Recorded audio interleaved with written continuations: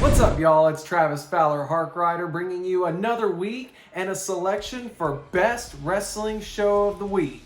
Now, I'm not going to waste any time. Let's just get right into it. And, you know, I already have a feeling that WWE is going to have a hard time this year trying to get me to say one of their shows was the best of the week. Strictly because both Raw and SmackDown this week were very unimpressive. Like, I don't really hardly remember anything from either show.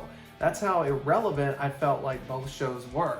What I do remember are some of the highlights, which is the Arcade Bro and Alpha Academy storyline is actually pretty funny. Like, I thought that last little bit of the Academic Bowl, which had one physical challenge in it, not an academic challenge, but nobody's counting that, was actually pretty humorous. This is some of the best work that Chad Gable has done when it comes to a character standpoint. He reminds me a lot of a comedic style Kurt Angle, which honestly almost his whole body of work reminds me a lot of Kurt Angle in his rookie years. So this is an awesome Chad Gable. I actually like the storyline there. What I have a hard time grasping is how quickly the Elimination Chamber has been thrown together, and how, like I said last week, there were some people that could just declare their entry while others had to win their entry. It's just all feeling a lot of a lackluster pay-per-view coming through. I know Elimination Chamber is next Saturday, and I still just don't feel that excited for it, to be honest with you. Even with the return of Lita and going up against Becky Lynch for the women's title, I don't really see the appeal in that either. It's just not my jam, but SmackDown's not faring much better either, as Big E and Kofi Kingston of the New Day were in a tag team match against Los Lotharios. And no offense to the Lotharios gang, but to have Big E go from being the champion to now being back in a tag team doing the job, it's like he didn't even care about the title. And of course, he was already secretly moved, or I should say quietly moved, from Raw to SmackDown. It's not much of a secret. We can all see it. And it just really devalues, I feel, the WWE title, or at least it devalues the character's need and want to be champion.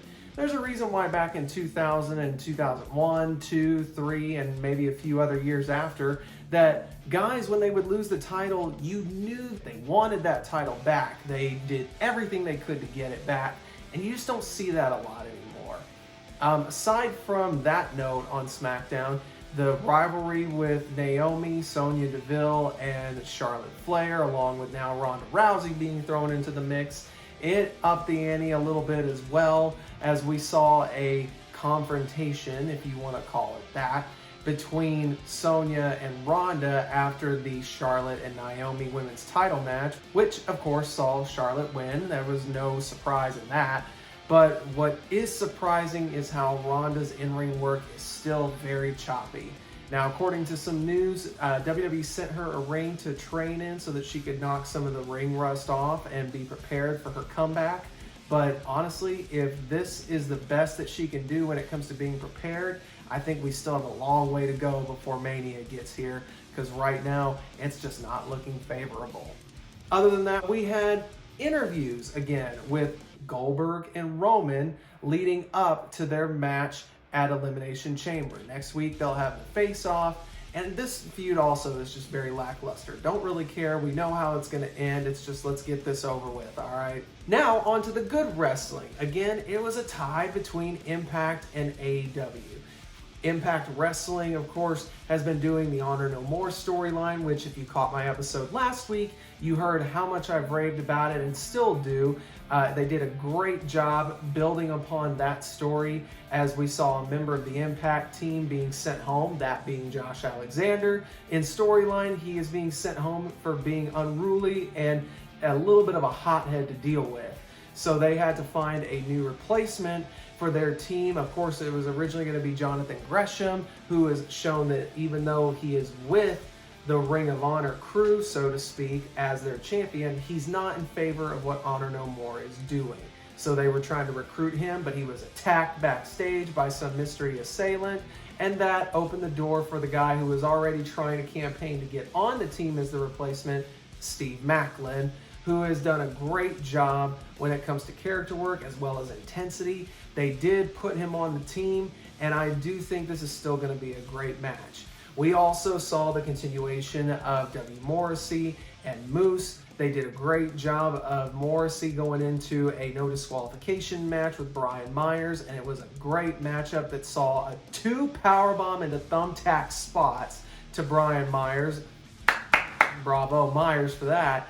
And now we have Moose attacking Morrissey, just like Morrissey attacked Moose last week, and that's done a great job of extending their story. But for me, the main story that I've been enjoying is the Bullet Club showing up in Impact Wrestling, that being Jay White, Chris Bay, who was indoctored into the Bullet Club, and none other than the Gorillas of Destiny, Tama Tonga and Tonga Lawa. I love this team. I still am looking forward to when they face the Good Brothers at No Surrender. We saw that anticipation built up for that match this week, as well as lead into next week's matchup where it'll be Bullet Club's Jay White and God taking on Violent by Design, who has been kind of cohorts with the Good Brothers recently.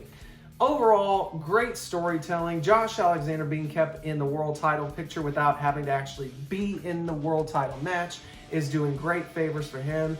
I love that Impact is just building new stars. They've had consistently good booking, logical booking, great storytelling. It's all around been a great product.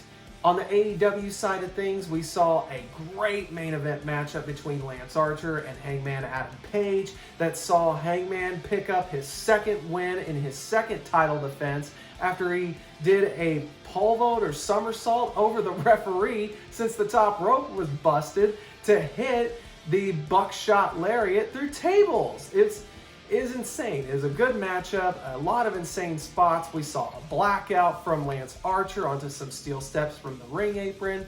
Very awesome spot. We saw MJF do the promo at the beginning of the show that enticed CM Punk to come out. Punk, of course, wants his rematch, and that he will get.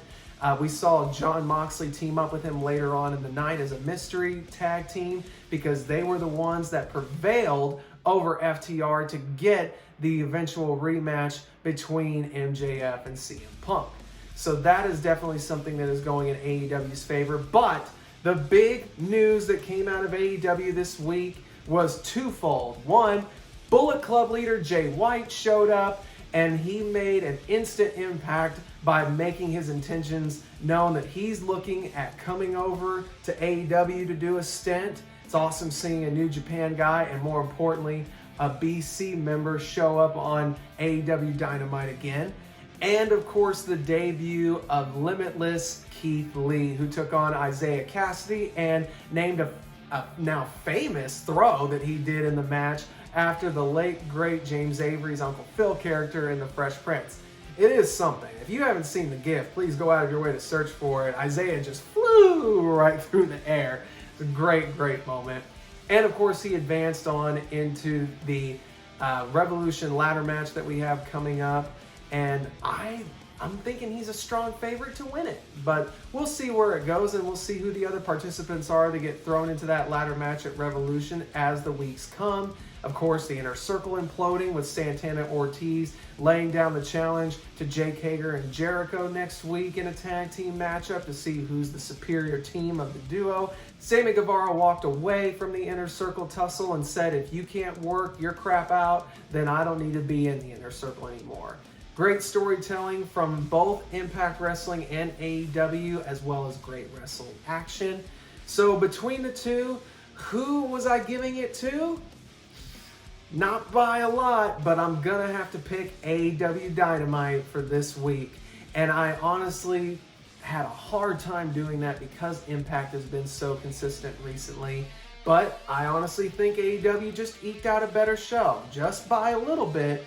They just proved with two surprises of Jay White and Keith Lee, as well as an awesome main event and continuation of a good story between MJF and Punk, that they know what they're doing when it comes to expanding long-term storytelling. Gotta love it. Can't wait to see more of it. AEW Dynamite, at the end of the day, walks away with the victory this week. So, as the count stands, we've got AEW at 1, Impact at 1, Raw and SmackDown both 0. Like I said, it may be a long year ahead for the WWE heading forward with Raw and SmackDown. Well, that was my observation and opinion for this week on the best wrestling show. Who do you think had the best show this week? Let me know in that comment section down below. Also, if you haven't already, make sure you subscribe to the channel as well as liked this video and other videos on the channel. Also, don't forget to ring your little bell in the corner so that you get notified anytime a video is uploaded to the channel. And as always, I'm Travis Fowler, Harkrider. I'll be here next week, and let's look forward to talking about some more great wrestling action.